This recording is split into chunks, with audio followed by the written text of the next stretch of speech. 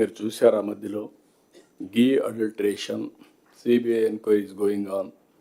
పరకామణిలో దొంగతనం జరిగితే సెటిల్మెంట్ చేయించే పరిస్థితికి వచ్చా. అంటే ఆ ఫర్మ్గా యాక్షన్ తీసుకోలేని పరిస్థితి వచ్చి సెటిల్మెంట్ చేసే దాన్ని సమర్థించే పరిస్థితికి వచ్చారు.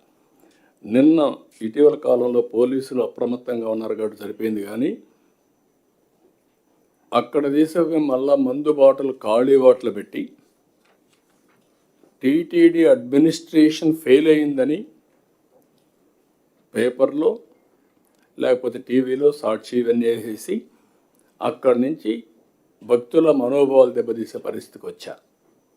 ఇమ్మీడియట్గా ఆ బాటిల్ తీసుకొచ్చి హాలోగ్రామ్ వెరిఫై చేసి మొత్తం వెరిఫై చేసే ఫోటోలన్నీ వెయిట్ చేస్తే మొత్తం వెరిఫై అయ్యే పరిస్థితికి వచ్చింది. దానిపైన యాక్షన్ తీసుకుంటూ గగ్గోలు పెట్టే పరిస్థితికి వచ్చారు. అంటే ఒక దేవునితో కూడా రాజకీయం చేసే పరిస్థితి వస్తున్నారంటే చాలా బాధాకరం.